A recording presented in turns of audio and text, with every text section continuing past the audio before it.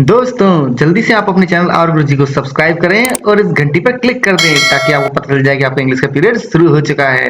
Hello everyone, तो कैसे हो बच्चों? आई होप सभी बहुत बढ़िया होंगे। तो बच्चों, हमने जो पोएम स्टार्ट करी थी अपनी नारियल पूर्णिमा, उस पोएम को आज कंप्लीट करते हैं हम लोग। ठीक है, तो आगे कंटिन्यू रखते हैं without wasting any more time. तो our interiors never could remain, हमने यहाँ तक पढ़ ली थी आइडेंटिटी तक। ठीक है, our interiors never could remain quite English. क्योंकि देखो, पोइट बात कर रहे हैं बेसिकली कि जो बदलाव में आ गए हैं, मतलब जो पारसी कम्युनिटी में बदलाव आ गए, पहले अंडर ब्रिटिश रूल वो किस तरह के थे और अब उन्होंने एक तरीके से लोकल कल्चर को अपना लिया है। यहाँ के देवी देवताओं को पूजने लग गए, यहाँ के फेस्टिवल्स को मनाने लग गए, है ना। उन्होंने यहाँ के हिसाब से खुद को बदल लिया है, परंतु पोइट को ये चीज़ें इतनी पसंद नहीं आ रही हैं। ठीक है, तो वो बोल रहा है कि ये लोग पहले जैसे रहे ही नहीं, मतलब ये लोग बदल गए। तो हिपोक्राइट्स है, मतलब बेसिकली ये तो पहले कुछ और बोलते थे, जैसा बोलते थे वो फॉलो नहीं कर रहे हैं, जो फॉलो कर रहे हैं वैसे बोलते नहीं हैं। कुल मिला के ये इनकी इस तरह का बिहेवियर मुझे पसंद नहीं है, ये इनडायरेक्टली उसने बोल दिया है। तो देखो, our interiors never could remain quite English. जो हमारा इंटीरियर था, मतलब कहने का मतलब अंदर घर का लुक वगैरह, वो अब इंग्लिश नहीं रहा है। यानी कि जैसा इंग्लैंड के टाइम पे था, मतलब कहने का मतलब जो वेस्टर्न इफेक्ट था, यानी जो ब्रिटिशर्स का जो असर था ना घर के अंदर की डिज़ाइन में भी, कि क्या क्या होगा घर में, उसमें भी बदलाव हो गया है। वो भी अब इंग्लिश नहीं रहा है, मतलब वेस्टर्न नहीं रहा है, वो भी अब ब्रिटिशर्स से कम इन्फ्लुएंस्ड है और लोकल लोगों से ज़्यादा इन्फ्लुएंस्ड हो गया है, उनसे ज़्यादा उस पर असर दिख रहा है अब उसमें। यानी इंटीरियर घर का जो अंदर का माहौल है, जो अंदर की डिज़ाइन है, अंदर की चीज़ें हैं, उन पे अब लोकल असर ज़्यादा दिख रहा है। वो इंग्लिश नहीं रहा, वो अंग्रेज़ नहीं रहा, वो बाहरी नहीं रहा इतना। ठीक है, the local gods hidden in cupboards from rational Parsi eyes would suddenly turn up on the walls garlanded alongside the king and the queen। जो लोकल गॉड्स अभी तक क्या थे कि जो लोकल भगवान हैं, देवी देवता हैं, जिनको ये अपने कबर्ड में छुपा के रखते थे। यानी कि भाई होता ये था कि रेशनल पारसी आइज़, यानी कि ऐसे पारसी लोग भी हैं जो इस बात के अगेंस्ट में थे, मतलब उनको हम ऐसे बोल सकते हैं जो सुपरस्टिशन को नहीं मानते, है ना, गॉड्स देवी देवताओं को नहीं मानते, वो हर चीज़ को लॉजिक के हिसाब से देखते थे। तो मतलब जो पहले पारसी कम्युनिटी थी वो उस तरह की थी, है ना। तो वो रेशनल पारसी बुलाया उनको, जो लॉजिक पे जाते थे, है ना, सुपरस्टिशन वगैरह ये धर्म वगैरह को इतना नहीं मानते थे। तो जो लोग सपोज़ ऐसे देवी देवताओं को घर में स्थान देना चाहें, लोकल गॉड्स को, तो उनको छुपा के रखने पड़ते थे पहले, क्योंकि वो दिखाते नहीं थे। क्योंकि अगर जनरल पब्लिक, जनरल पारसी देखेंगे, दूसरे लोग पारसी देखेंगे तो वो समझेंगे, जो रेशनल पारसी देखेंगे, जो लॉजिक को फॉलो करने वाले पारसी लोग अगर ये देख लेंगे कि आपके घर में ऐसे देवी देवता रखे हुए हैं, तो वो आपको बहुत क्रिटिसाइज़ करेंगे और आपको अच्छी निगाहों से देखा नहीं जाएगा। इसलिए पहले लोग क्या थे, लोकल गॉड्स को घर के कबर्ड्स में छुपा के रखते थे। किससे छुपा के रखते थे?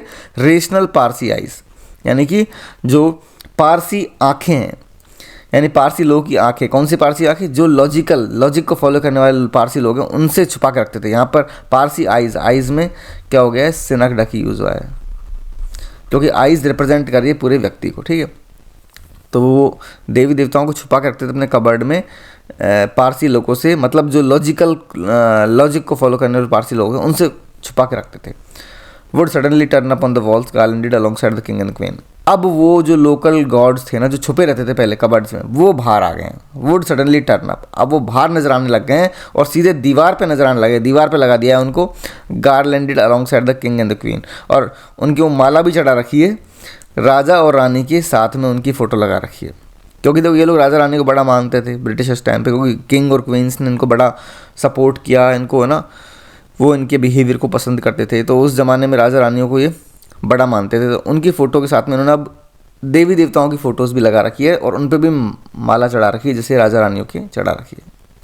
तो अब क्या हुआ, बदलाव आ गया है। पहले जो गॉड्स आलमीरा में कबर्ड में छुपा के रखे जाते थे, डर से, पारसी लोगों के डर से, खुद ही कम्युनिटी के लोगों के डर से, वो अब बाहर आ गए हैं और अब दीवार पे लगा दिए। And the rulers who had such praise for our manners disappeared one day. और जो राजा रूलर्स थे जिनको इनके मैनर्स अच्छे लगते थे, इनका स्वभाव अच्छा लगता था पारसियों का, वो राजा तब गायब हो गए, क्योंकि देश बदल गया है, बेसिकली आज़ाद हो गया। अब राजाओं का रूल नहीं है, अब जनता का रूल है, अब डेमोक्रेसी आ गई है। ठीक है, तो रूलर्स थे जो इनकी तारीफ़ किया करते थे इनके मैनर्स की, वो तो अब गायब हो गए हैं।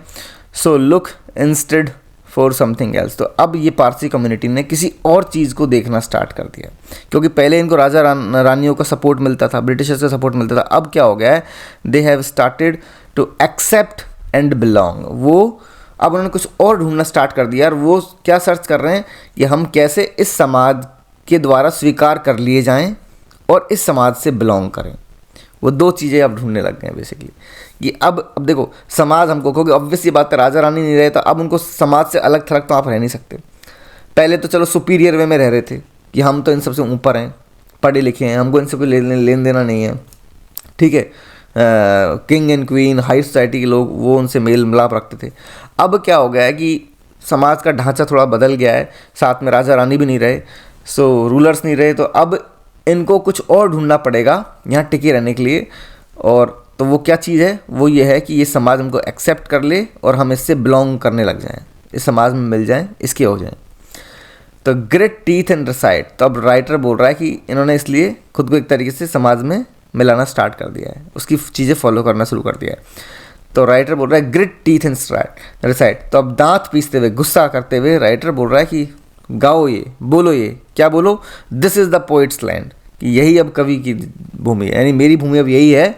द सन्स ब्लाइंडिंग लाइफ, जहाँ सूरज एक तरह से ज़िंदगी को चौंधिया देता है basically. The ear splitting pipes penetrate the soul, यानी मतलब गर्मी बहुत पड़ती है, यही पोइट्स की लैंड है, पोइट की मेरी ज़मीन है, इस कवि की अब ज़मीन यही रह गई है। कहने का मानो या ना मानो, एक तरह से गुस्से में बोल रहा है, grind grit teeth and reside, एक तरह से गुस्से में, फ्रस्ट्रेशन में, कि मानो या ना मानो, basically this is the poets land, अब यही इस कवि की ज़मीन है। द सन्स ब्लाइंडिंग लाइफ, जहाँ पर सूरज बहुत ज़ोर से चमकता है। The ear splitting pipes penetrate the soul, जहाँ कानों को चीर देने वाले पाइप्स बजाए जाते हैं।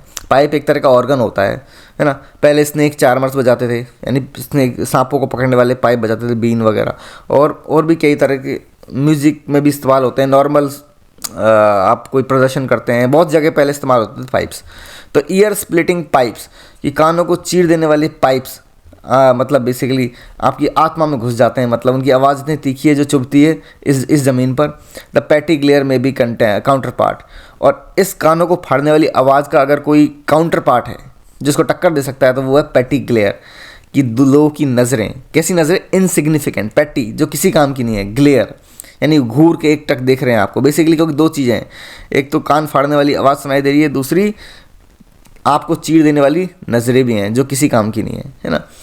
द राउंड रेन क्लाउड्स, गोल बादल हैं, बारिश के गोल बादल हैं, इसका मतलब बारिश होने के चांसेस कम है। The soft thick thunder, thunder भी सॉफ्ट है, यानी कि इतनी ज़ोर से नहीं कड़क रही है, यानी कि बारिश होने की संभावना कम है। दोनों चीज़ इंडिकेट कर रही है कि बारिश होने के चांसेस कम है। राउंड रेन क्लाउड्स, और राउंड रेन में एलिट्रेशन है, ठीक है। Soft thick thunder, set lose the fat and the oil, love one love the other. और इस माहौल से क्या हो गया है, बेसिकली फैट एंड ऑयल, यानी कि अमीर और गरीब दोनों तरह के लोग अब बाहर आ गए हैं, सेट लूज, फ्री हो गए हैं, वो बाहर आ गए हैं, and love one love the other. अभी इसका बताऊंगा, पहले देखो। तो हुआ ये कि राइटर ने बताया कि भाई अब ये ज़मीन मेरी है, मेरे लोगों ने इसको एक्सेप्ट कर लिया है, वो इससे बिलोंग हो गए हैं, तो अब मुझे भी यही एक्सेप्ट करनी पड़ेगी कि ये ज़मीन मेरी है। और बता रहे कि ज़मीन का उसने डिस्क्रिप्शन दिया है कि क्या है, कि सन बहुत ज़्यादा चमकता है, पाइप्स की आवाज़ सुनाई देती है हर जगह, पाइप ऑर्गन की, लोग एक दूसरे को घूर रहे हैं, लोगों को मतलब एक तरह से बोलते हैं ना कि लोग खुद के काम से काम मतलब कम रखते हैं, दूसरी तरफ ज़्यादा नज़र रखते हैं, वैसे ठीक है। बारिश होने की संभावना कम है, बारिश कम है ज़्यादातर, मतलब बेसिकली यहाँ सूरज चमकता है। Set lose the fat and oil, और इस सब से क्या हुआ है कि अभी लोकल एनवायरनमेंट की बात कर रहा है, क्योंकि बारिश बंद हो गई है और नारियल पूर्णिमा का समय है, लोगों को बारिश चाहिए आगे फसल के लिए। तो इस वजह से क्या हुआ कि अमीर और गरीब दोनों तरह के, फैट एंड ऑयल, अमीर और गरीब दोनों तरह के लोग बाहर आ गए हैं, क्योंकि प्रार्थना कर रहे हैं ना बेसिकली। अमीर लोग तो प्रार्थना कर रहे हैं, गरीब लोग जो प्रार्थना में चढ़ाए गए नारियल उनको लेके भाग रहे हैं। तो love one love the other, अगर आप एक को प्रेम करते हो तो दूसरे को प्रेम आपको करना चाहिए, आप डिस्क्रिमिनेशन नहीं कर सकते। क्योंकि वो राइटर खुद के लिए, मतलब इन जनरल सबके लिए बोल रहा है वो तो, कि भाई ऐसी बात है, यहाँ पे जो ये अच्छे खासे लोग हैं, जो खुद की कम्युनिटी के लोग हैं, जो बदल चुके हैं अब, वो पूजा पाठ पे इतना ध्यान दे रहे हैं, उन चीज़ों पे ध्यान दे रहे हैं, परंतु वो इस बात पे ध्यान नहीं दे रहे कि यहाँ कितने गरीब लोग भी हैं, कि उनकी भी थोड़ी हेल्प कर दें। उनकी तरफ उनका कोई ध्यान नहीं है, उनका ध्यान सिर्फ अपने पूजा पाठ पर है। और इस तरह का जो समाज में सोच है ना, ये जो डिस्क्रिमिनेशन वाली, एक भेदभावी सोच, ये नहीं होनी चाहिए कि love one love the other. तो इसलिए बोल रहा है अगर आपको एक पसंद है, यानी कि आपको अगर ऐसे पारसी कम्युनिटी के लोग पसंद है जो बदल चुके हैं, अब वो एक तरह से खुद के लिए भी बोल रहा है, दूसरों के लिए बोल रहा है, अगर आप इनको पसंद करते हो तो आपको दूसरे पसंद करने पड़ेंगे, वो अदर यानी वो जो लोग बेचारे गरीब अर्चिन्स है ना, उनको भी आपको पसंद करना पड़ेगा, उनको भी प्यार करना पड़ेगा, आप भेदभाव नहीं कर सकते हो। Love one love the other basically. तो ये चीज़ राइटर बोल रहा है। But there is effort involve, परंतु इसमें क्या है, काफ़ी एफर्ट लगेगा, इसमें एफर्ट है। Today it is simple to admit the relief, आज तो ये बड़ा आसान है, और परंतु एक रिलीफ के साथ, एक बोल सकते हैं आप बड़ी ही आराम के साथ में, मतलब मुझे बड़ा रिलीफ महसूस हुआ ये एडमिट करते हुए, क्योंकि वो एडमिट क्या किया उसने कि मैं अदर्स को प्यार करता हूँ, मैं इन गरीब लोगों की परवाह करता हूँ। मैंने जो ये एडमिट कर लिया, मैंने स्वीकार कर लिया अपने समाज के खिलाफ जाके, मेरा समाज नहीं करता उनको पसंद, परंतु मैं इनको पसंद करता हूँ, मैं उन अदर्स के साथ में हूँ, इस बात को मैंने एडमिट कर लिया, मैंने स्वीकार कर लिया, इसी बात से मुझे बड़ी तसल्ली है, मुझे बड़ा रिलीफ है। ठीक है, तो बट देयर्स एफर्ट इन्वॉल्व, इसमें बड़े एफर्ट भी लगेंगे, क्योंकि कोई भी स्वीकार कर सके अपने समाज के खिलाफ जाके ये इजी नहीं है, इसलिए इसमें एफर्ट्स लगेंगे। और लेकिन आज मैंने इस पर, ये काफ़ी सिंपल चीज़ है ऐसा स्वीकार करना, पर और इसे स्वीकार करने के बाद में आपको बड़ी तसल्ली मिलेगी कि हाँ मैं भेदभावी नहीं हूँ, मैं इन लोगों की परवाह करता हूँ।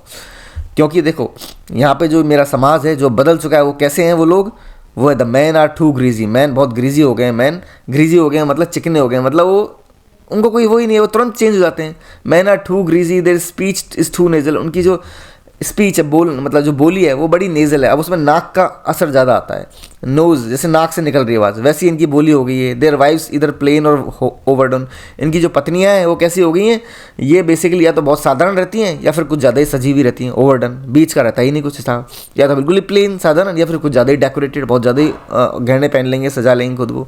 दे choose for their dresses is shattering blue and choke their flowers, ये कपड़ों के रूप में क्या चूज़ करते हैं, ब्लू रंग के बहुत ज़्यादा पहनने लग गए हैं, and choke their flowers in tinsel, और फूलों का तो दम ही घोट देते हैं बेसिकली, फूलों को डेकोरेशन में इस्तेमाल कर रखा है अपने कपड़ों बालों में सब जगह। टिंसिल वैसे एक तरह से शोई मतलब चमकदार ड्रेस के लिए बोला जाता है, तो ना फूलों का हर जगह इस्तेमाल कर रखा है, मतलब इतना ज़्यादा इस तरह के ये मेरे लोग बदल चुके हैं। पहले ऐसे नहीं थे ये लोग, पहले इस तरह के ये लोग नहीं थे, अब यहाँ आदमी तो बड़े चिकने घड़े हो गए हैं तुरंत चेंज जाते हैं, कुछ असर नहीं हो रहा उन पर, मतलब बदल रहे हैं बेसिकली, ग्रीजी हो गए हैं, इनकी स्पीच नेज़ल हो गई है, नाक से आवाज़ आने लगी है, इस तरह से बोलते हैं कि नाक का सर दिख रहा है, नाक से बोल रहे हैं। जैसे पत्नियाँ वाइफ्स इनकी बीवियाँ कैसी हो गई हैं, बड़ी साधारण होती हैं तो, या फिर कुछ ज़्यादा ही सजा लेती हैं खुद को।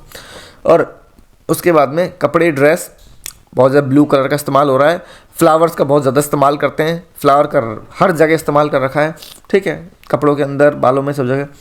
और इनका जो माइंड है ना वो कैसा है, प्रोविंशियल, और माइंड भी लोकल हो गया है, यानी प्रोविंशियल मतलब लोकल एनवायरनमेंट से अफेक्ट हो गया है, लोकल एनवायरनमेंट का बड़ा असर है, प्रोविंशियल सोच का हो गया, लोकल सोच वाला इनका दिमाग हो गया। अब ये बड़ी विस्तृत सोच नहीं रखते, इनकी सोच भी सक्रिय हो गई है, लोकल रह गई है, लोकल एनवायरनमेंट से प्रभावित हो गई है।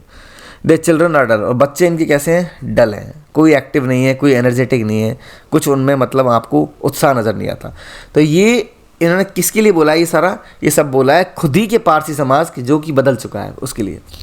And relief to turn from this suppliants to the urchin, और मेरे लिए तो एक रिलीफ की बात है, बड़ी तसल्ली की बात है कि मैं इनको छोड़ दिया है मैंने, मतलब मैं अपनी आइडेंटिटी ढूंढ रहा हूँ, और मुझे लगता है कि मेरी जो आइडेंटिटी है वो इन सप्लियांट कौन है, जो पूजा पाठ करने वाले हैं वो, कि इन सप्लियांट की जगह मेरी आइडेंटिटी, मतलब मैं किन की तरफ मुड़ गया हूँ, अर्चिन्स की तरफ, इन गरीब लोग की तरफ जो नारियल उठाने भाग रहे हैं समुद्र में से, ठीक है।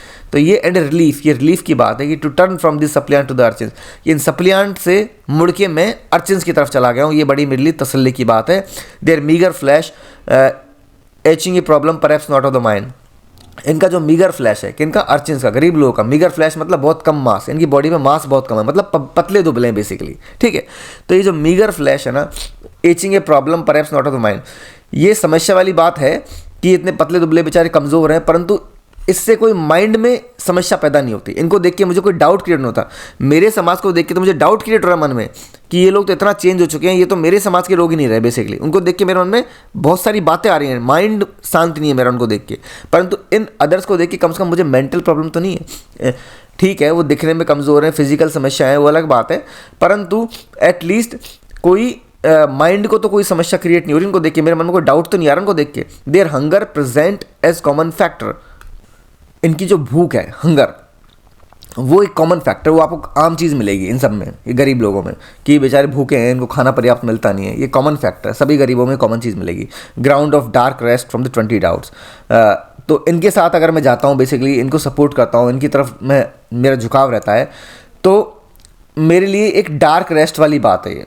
डार्क रेस्ट कि ठीक है मुझे आराम मिलेगा, परंतु इनकी दुनिया कितनी है, अंधियारी भरी है, उसमें बेचारे में कोई उजाला नहीं है। Ground of dark rest basically कि इनकी लाइफ अंधेरों से भरी हुई है, 2 टाइम के खाना तक इनके पास में नहीं है। तो रेस्ट है परंतु डार्क रेस्ट है बेसिकली। फ्रॉम 20 डाउट्स, 20 तरह के डाउट्स क्रिएट नहीं हो रहे बेसिकली। वो डाउट्स की जगह डार्क रेस्ट है। इनडिस्प्यूटेबल बर्थ मार्क टू रिकॉग्नाइज, और पैदा होते ही आप पहचान लिए जाते हो। इनडिस्प्यूटेबल, कोई विवाद नहीं होगा कि आप कहाँ के हो, आप इन गरीबों से बिलोंग करते हो, आपके बिल्कुल बॉडी पे निशान दिख जाएगा, बर्थ मार्क, क्योंकि उनको देख के पता लग जाएगा कि ये गरीब लोग हैं। पहचानने के लिए आपकी पहचान मिल जाएगी आपको कि आप गरीब हो, सीधी सी बात है। इनडिस्प्यूटेबल बर्थ मार्क, इनसे बिलोंग करते हो तो सीधा सीधा आपको पहचान लिया जाएगा, उसमें कोई डाउट नहीं होगा कि आप किस समाज से बिलोंग करते हो, आप इन गरीब लोगों से बिलोंग करते हो, उसमें कोई डाउट। इनडिस्प्यूटेबल मतलब इसमें कोई विवाद ना हो। बर्थ मार्क मतलब पैदा होते ही जो चिन्ह बॉडी पे ऐसा हो जिसे आप देख सको, तो यहाँ पर बर्थ मार्क दे रहा है इसलिए उनका सोशल स्टेटस को, इनका जो सामाजिक स्तर है ना, वही एक बर्थ मार्क है इनका। इनको देख के पता लग जाता है कि ये गरीब लोग हैं। My self and my country bye, तो मतलब बेसिकली मेरा देश और टू रिकॉग्नाइज माई सेल्फ, मुझे इनके साथ जाने पर एक तरह से इनडिस्प्यूटेबल बर्थ मार्क मिल जाता है। पैदा होते ही पहचान ले जाते हो कि आप कौन हो, आपको रिकॉग्नाइज कर लिया जाता है इस देश के द्वारा यानी मेरे देश के द्वारा, भारत के द्वारा, कि आप इनसे बिलोंग करते हो, क्योंकि ईजी है उनको आइडेंटिफाई करना। For a moment I forget to think, एक क्षण के लिए मैं ये सब सोचते हुए ये भूल गया था। क्या भूल गया था? Eternally ignorant stranded through ages, कि ये जो लोग हैं, कौन है, गरीब लोग, ये हमेशा से अज्ञानी रहे हैं। स्ट्रैंडेड थ्रू द एजेस, ये हमेशा सदियों से भटकते रहे हैं। पेस्की बेगर्स, ये परेशान करने वाले भिखारियों के समान रहे हैं, मतलब हमेशा भीख मांगने का काम रहा है इनका। अनविलिंग टू वर्क, पर और कभी भी काम करने को रेडी नहीं रहे, हमेशा भीख मांगना इन्होंने अपना धंधा समझा है। Their language a pointless gargle, इनकी जो भाषा रही है वो कैसी रही है? पॉइंटलेस गार्गल, उसमें क्लैरिटी नहीं है, ऐसा लगता है जैसे पता नहीं आवाज़ साफ नहीं आ रही है, कुछ बोल रहे हैं। क्योंकि होता क्या है, ये हमेशा से क्योंकि भीख मांगने वाले रहे हैं, इन्होंने बहुत ज़्यादा बातें कम करी हैं, शब्दों पे इतना, क्योंकि एजुकेशन नहीं मिली है, इतना ध्यान नहीं दिया, इनकी स्पीच कभी क्लियर नहीं हुई, इतना न्यूट्रिशन भी नहीं मिला। साथ में ये कुछ ही शब्दों को बार बार रिपीट करते हैं, 2 पैसा दे दो, भगवान के नाम पे 2 पैसे दे दो, वैसे मतलब कुल मिला के कुछ ही सेंटेंस ज़्यादा रिपीट करते हैं और बहुत फास्ट रिपीट करते होंगे। जब कोई बेचने वाला होता है वो भी बहुत जल्दी जल्दी कुछ बोलता है तो धीरे धीरे उसकी आवाज़ ऐसी हो जाती है, मतलब तुतलाने वाली प्लस मिक्स, वो क्लियर सुनाई नहीं देती है। हम बहुत बार सोचते हैं कौन जा रहा है रास्ते से, क्या बोल रहा है वो, है ना। तो क्योंकि वो बार बार एक बात को रिपीट करते हैं इसलिए उनकी वॉइस ऐसी हो जाती है। तो ये जो पेस्की बैगर्स है, पेस्की मतलब परेशान करने वाले, ये हमेशा से भीख मांगने का काम रहा है इनका, और कभी भी इन्होंने कोई सही काम नहीं किया। अनविलिंग टू, मतलब भीख मांगने के अलावा कोई काम करने को कभी रेडी नहीं हुए। इनकी भाषा हमेशा पॉइंटलेस गार्गल रही है, ऐसा लगा से गरारे कर रहे हूँ, क्लियर नहीं आती। और their skin dirty and dark, और इनकी जो चमड़ी है वो हमेशा से गंदी और डार्क रंग की रही है। डर्टी एंड डार्क, ड एलिट्रेशन अगेन, ठीक है। तो वो बोलता है मैं एक क्षण के लिए, जैसे मैंने देखा कि मैं इनसे बिलोंग करना ज़्यादा बेटर समझूंगा खुद को इन गरीब लोगों से, तभी मेरे दिमाग में बात आई कि मैं चीज़ तो भूल ही गया था कि इनका तो ऐसा रहा है पास्ट पूरा, ठीक है।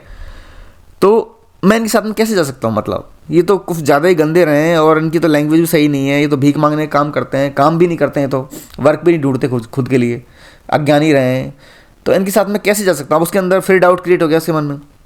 हियर मी इंस्टेड एपोस्ट्रोफाइज, अब बोल रहा है कि मुझे सुनो। अपोस्ट्रोफाइज मतलब यहाँ रिप्रेजेंट करते हुए, अपोस्ट्रोफी एक फिगर ऑफ स्पीच होती है जिसमें आप कोई स्पेसिफिक व्यक्ति नहीं है सामने खास, आप इन जनरल संबोधित कर रहे हो सबको। तो हियर मी इंस्टेड एपोस्ट्रोफाइज, कि मुझे सुनो, सभी को संबोधित करते हुए। As you stand half naked on the wall, जैसे आप दीवारों पे आधे नंगे खड़े हुए हो, हाफ नेकेड, क्योंकि लोग नहाने के लिए उतरे हुए हैं ना समुद्र में तो इसलिए वहाँ के बोल रहा है वो कि आप आधे नंगे खड़े हुए हो। And wait for the coconuts to strike the sea, और ये किसके लिए बोल रहा है फिलहाल, ये इनको संबोधित कर रहा है, गरीब लोगों को, ठीक है। इनको गरीब लोगों को संबोधित करते बोल रहा है कि सुनो मुझे, एज यू स्टैंड, कि तुम खड़े हुए हो आधे नंगे, ऑन द वॉल्स, दीवारों पे, as and wait for the coconuts to strike the sea, और इंतजार किस बात का कर रहे हो कि कब कोकोनट्स समुद्र में टकराएंगे, यानी लोग जैसे कोकोनट चढ़ाएंगे। एंड द पोज इंटेंट, और तुम बिल्कुल रेडी हो, पोज दे के रेडी हो, and ready to dive in, कूदने के लिए, गोता लगाने के लिए।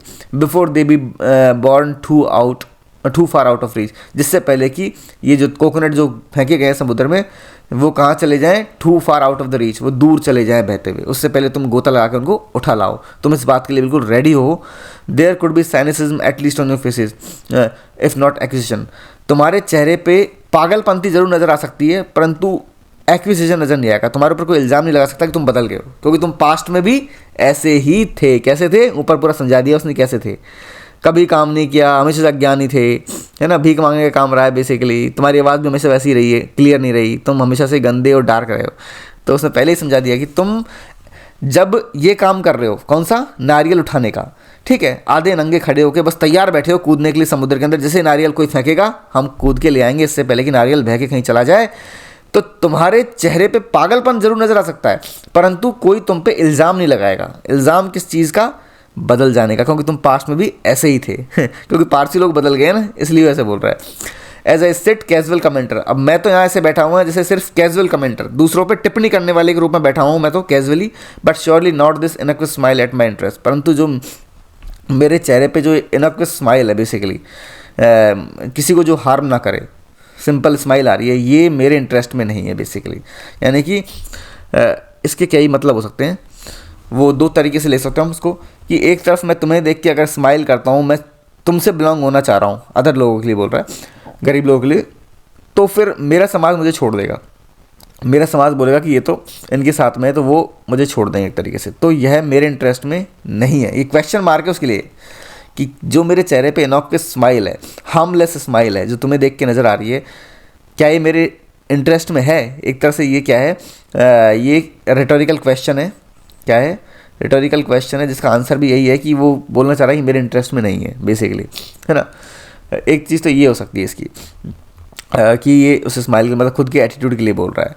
दूसरी चीज़ ये है कि अगर मैं ऐसे बोलना चाहूँ कि भाई मैं तुम्हें देख के सिर्फ मुस्कुरा के मैंने तुम्हें इग्नोर कर दिया, तो भी मेरे इंटरेस्ट में नहीं है। कारण ये है कि अगर मैं तुम्हारा सपोर्ट नहीं करता हूँ, तुम्हारे साथ नहीं जाता हूँ, तो भी मैं भी इनकी तरह ही कहलाऊंगा जो ये बाकी लोग हैं, बाकी मतलब जो ये पारसी लोग, कम्युनिटी के लोग हैं, जो जिन्होंने तुम्हें इग्नोर कर रखा है, जिन्होंने तुम्हारा कोई साथ नहीं दिया, तुम्हें डिस्क्रिमिनेट कर रखा है बेसिकली, तो उनकी तरह मैं भी बन जाऊँगा, ठीक है, अगर मैं तुम्हें इग्नोर कर देता हूँ। तो दो चीज़ हो सकती है यहाँ पे, ठीक है। तो वो बोलना, उसको एक क्वेश्चन उठ रहा है उसके दिमाग में कि श्योरली क्या मेरी जो चेहरे पे जो स्माइल है बेसिकली, ये तुम्हारे मतलब ये मेरे इंटरेस्ट में है, मतलब तुम्हें इग्नोर करना मेरे इंटरेस्ट में होगा? वो नहीं है, क्योंकि मैं इग्नोर नहीं कर सकता हूँ। The urchins strip to plunge. अब बोल रहे हैं कि जो अर्चिन्स है वो गरीब लोग हैं, उन्होंने कपड़े उतार दिए और वो कूदने के लिए रेडी है। The oily ones are startled. जो बदले हुए लोग हैं, ऑयली वंस, चेंज हो चुके हैं, वो बिल्कुल स्टार्टल्ड, वो सरप्राइज हो गए हैं। The man look flustered. आदमी लोग बड़े कंफ्यूज्ड हैं, थोड़े से गुस्से से में भी है, क्योंकि जैसे ये लोग कूद रहे हैं नारियल लेने के लिए, तो वो लोग गुस्से में जिन्होंने नारियल चढ़ाए हैं। इम्पीरियसली ऑर्डर देम अवे। उनको बड़े ही सुपीरियरिटी के साथ में ऑर्डर दे रहे हैं कि दूर भागो यहाँ से, मत ले जाओ इनको, भगवान को चढ़ाया हमने तो। The women squawk in their sharp brittle clothes. और जो औरतें हैं वो कंप्लेन कर रही हैं, स्क्वॉक मतलब कंप्लेन कर रही है अपनी तीखी आवाज़ में। और कपड़े उनके कैसे हैं? ब्रिटल, थोड़े मजबूत, टाइट से, फ्लेक्सिबल नहीं है, ढीले ढाले, टाइट से कपड़े ऐसे पहन रखे हैं उन लोगों ने। किन्होंने? औरतों ने टाइट कपड़े पहन रखे हैं और अपनी तीखी आवाज़ में कंप्लेन कर रही है कि वो जो लोग नारियल ले जा रहे हैं उनके खिलाफ कि भागो यहाँ से। But the drifters stay. परंतु जो तैरने वाले लोग हैं, जो नारियल ले जाने वाले लोग हैं, वो वहीं टिके हुए हैं। As coconut are tossed and touch water, my present identities dive. जैसे ही कोकोनट्स उछाले जाते हैं और वो पानी को टच करते हैं, मेरी प्रेजेंट आइडेंटिटीज डाइव, मेरी जो आज की जो पहचान है ना, वो भी डाइव मारने लग जाती है पानी में, कि मैं किसके साथ में हूँ। इनके साथ में हूँ जो मतलब पारसी लोग कम्युनिटी वाले जो बदल चुके हैं वो, या मैं इन अदर्स के साथ में हूँ, उन गरीब लोगों के साथ में जो कि डाइव मार रहे हैं पानी में। मैं भी डाइव मारने लग जाता हूँ, मेरी आइडेंटिटी भी डूबने लग जाती है। Snatch libations from under God's nose. और मेरी आइडेंटिटी, मेरी पहचान भी भगवान की नाक के नीचे से चढ़ाए गए प्रसाद को, लिबेशन मतलब प्रसाद, उसको छीनने भागती है। मतलब मैं खुद को इनके साथ में, अदर्स के लोग, इन गरीब लोगों के साथ में बिलोंग करता हूँ, महसूस पाता हूँ खुद को कि मैं तो शायद इनके साथ में हूँ, और मेरी जो पहचान है वो भी पानी में गोता लगा रही है, और वो भी भगवान का प्रसाद छीन के भाग रही है भगवान की नाक के तले से। The rains may truly fail this year, our prayers may go unheard.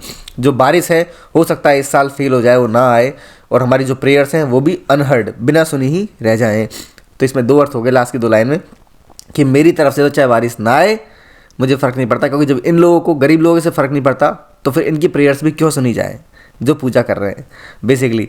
तो मतलब दो चीज़ हो गई यहाँ पे, वो एक तरफ से डाउट क्रिएट कर रहा है शायद हो सकता है इस साल बारिश ही नहीं आए और हमारी प्रेयर्स भी बिना सुनी रह जाए, और दूसरी तरफ वो ये गुस्सा भी जाहिर कर रहा है कि अगर प्रेयर्स नहीं सुनी जाती है तो ना सुनी जाए, मुझे कोई खास फ़र्क भी नहीं पड़ता, फेल होती है बारिश तो हो जाए, बारिश ना आए तो ना आए, मुझे खास फ़र्क भी नहीं पड़ता, क्योंकि जब इन चेंज्ड पारसी कम्युनिटी लोगों को इन दूसरे गरीब लोगों से फ़र्क नहीं पड़ता, ये इनकी तरफ ध्यान भी नहीं दे रहे हैं, तो फिर मुझे क्यों इनकी चिंता होनी चाहिए, मुझे क्यों इनकी तरफ इनसे फ़र्क पड़ना चाहिए कि बारिश हो कि नहीं हो, इनकी फसलें ख़राब होंगी कि नहीं होंगी, इनकी प्रेयर सुनी जाए कि नहीं सुनी जाए, मुझे क्यों फ़र्क पड़े फिर। ठीक है, इस तरह से पोएम ख़त्म होती है। वो लास्ट में एक तरीके से बड़े ही गुस्से में एक तरह से अपने एजिटेशन, एक विरोध दिखाते हुए ख़त्म करता है पोएम को। तो ये पोएम थी नारियल पूर्णिमा, जिसमें समाज में जो भेदभाव मतलब एक तरह से डिस्क्रिमिनेशन भी है, बहुत अलग अलग तबके के लोग, गरीब अमीर, उनमें कितना अंतर है उसको भी बताया गया है, प्लस पारसी समाज के खिलाफ भी दिख रहा है राइटर, मतलब खुद ही के समाज के खिलाफ लग रहा है, वो क्वेश्चन कर रहा है वो लोग इतने बदल गए उस चीज़ पे, और साथ में खुद की आइडेंटिटी ढूंढ रहा है कि मैं कहाँ बिलोंग करता हूँ पूरी पोएम में। तो ये पोएम थी बच्चों, मिलेंगे नेक्स्ट लेक्चर में, till then goodbye, see you soon, take care.